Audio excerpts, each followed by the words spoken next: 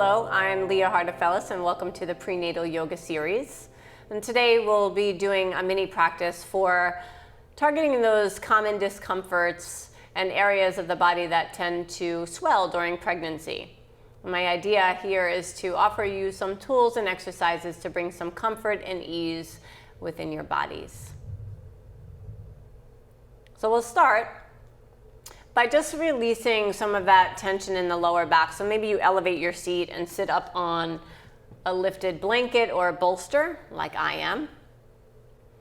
And just getting the spine moving in the 6 different directions it's meant to move will alleviate some of that lower back compression.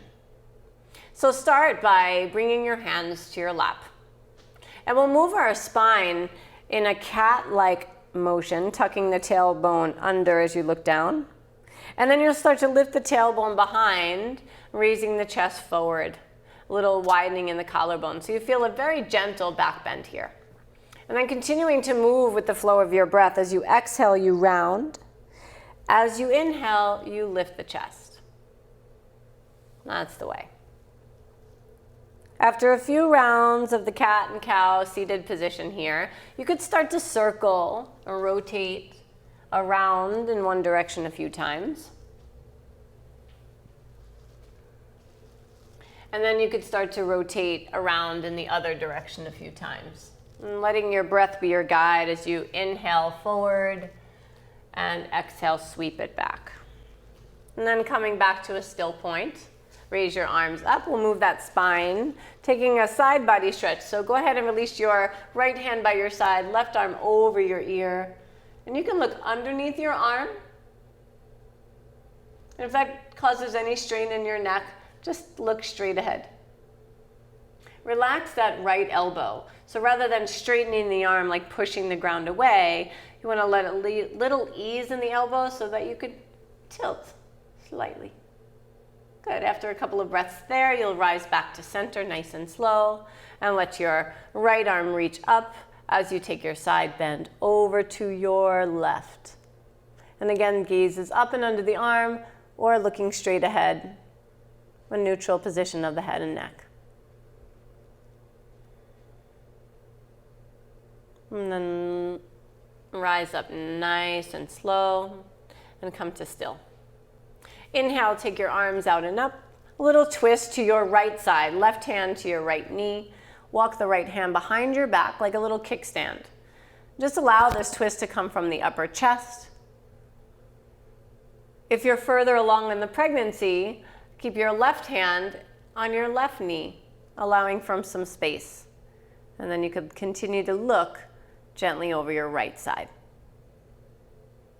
We'll come back to the center, moving slow, hug the baby in for a little back support, and then taking your twist now to your left.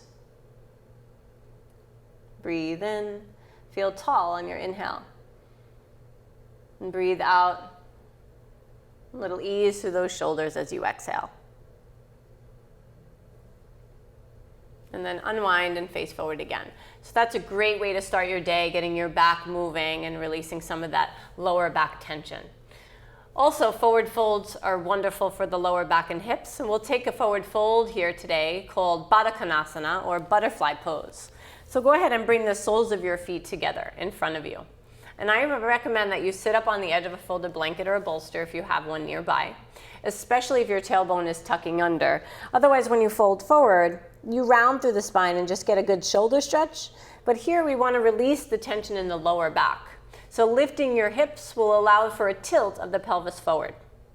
Find your blocks if you have some nearby or books and bring them in front of you. And as you exhale, we'll take a forward fold. Relax your head.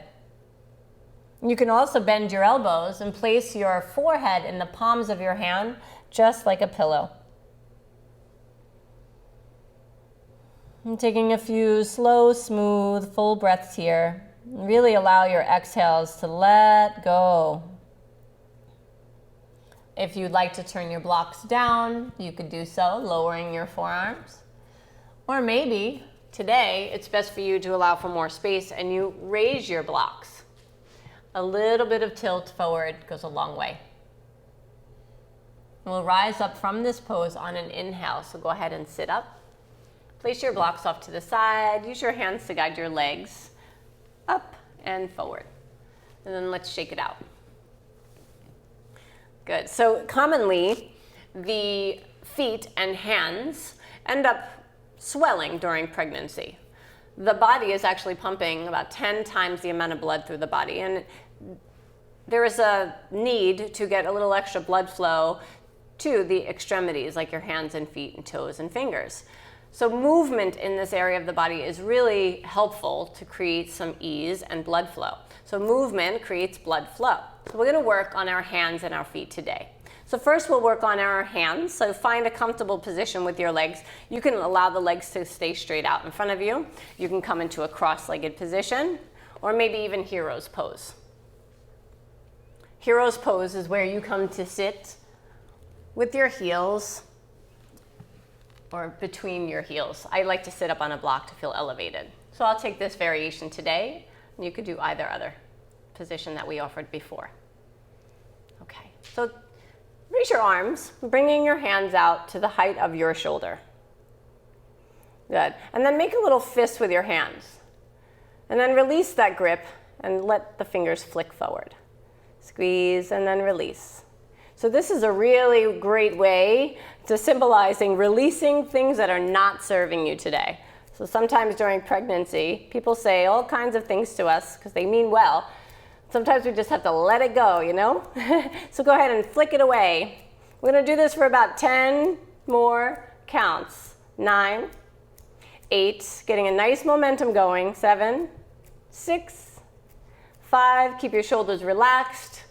4, maybe your shoulders are warm now, building some strength here. Last 2, and 1. Good, release your hands and notice that tingling in your fingers, adding and bringing some extra blood flow. You can actually feel that. And then rest your hands, palms up for a second. And just notice. Little tingling sensation and energy flowing here. Excellent. Now bring your hands together in front of you like prayer. We're going to roll the wrists. So you could start to circle your wrists, but keep the wrists and the hands connected the whole time you circle your hands. Little bit of pressure to stay connected. Like, come hither. Yeah, and then you could start to roll your wrists the other way. Once again, these motions help with swelling and tightness in the wrists and the hands. And then relax. Another great way to stretch the wrists, if you'd like, you can come onto your hands and knees. It's actually flipping the wrists. I'm going to do so really mindfully, but just with one hand at a time. If it's within your own practice to do both, you can on your own. But today we'll do one arm at a time. So take your right hand and turn externally the wrist so that the wrist crease faces forward.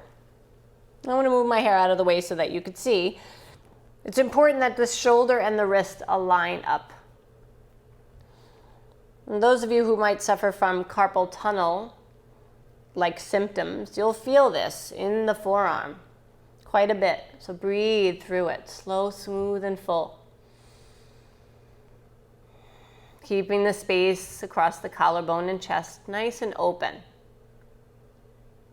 After about 3 or 5 breaths here, you'll start to release and turn the fingers forward again. Good, let's switch hands, so rotating your left wrist now. The thumb faces the outside of your mat. And once again, aligning the shoulders with the wrists, keeping the space open, and go ahead and breathe through that now.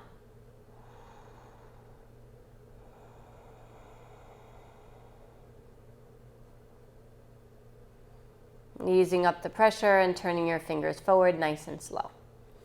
And then taking your seat again, and rest your hands now palmed down. It's always good, simple rolls of the wrist will do as well. A little bit goes a long way. Great.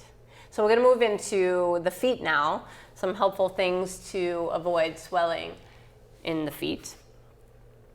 So come to a seated position with your legs extended out in front of you. Elevating your seats like we've been doing. And take your stance where your feet are about hip width apart. And allow yourself to sit upright. So if you feel slouching in any way in the shoulders, maybe you brighten up across the chest. Little hug of your baby in. We'll start by flexing the feet and really stretching and feeling some sensation in the back of your legs. Hands by your side might stabilize this nice right angle, or you can rest your hands on your thighs.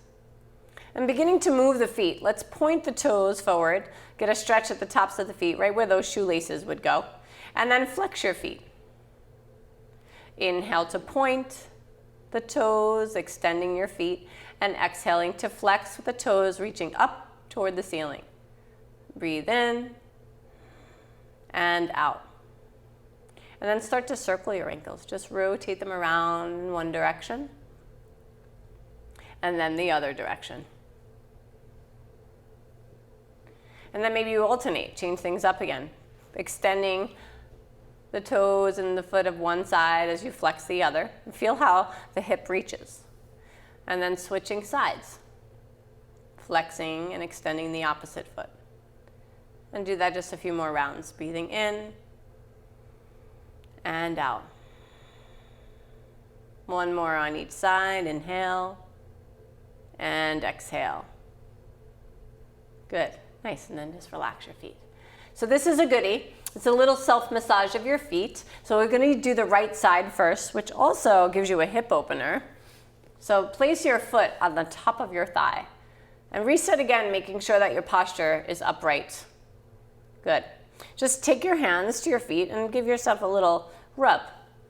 So a gentle pressure of the hands, massaging the sole of your feet, maybe even the spine line of your foot.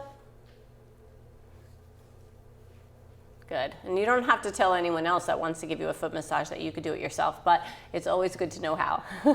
Yeah. Okay, so we're going to try to work out fingers in between the toes to create some space here, which it might for you seem like these fingers don't belong there. So rather than trying to force your fingers in, maybe you just use the tips of your fingers right between each toe.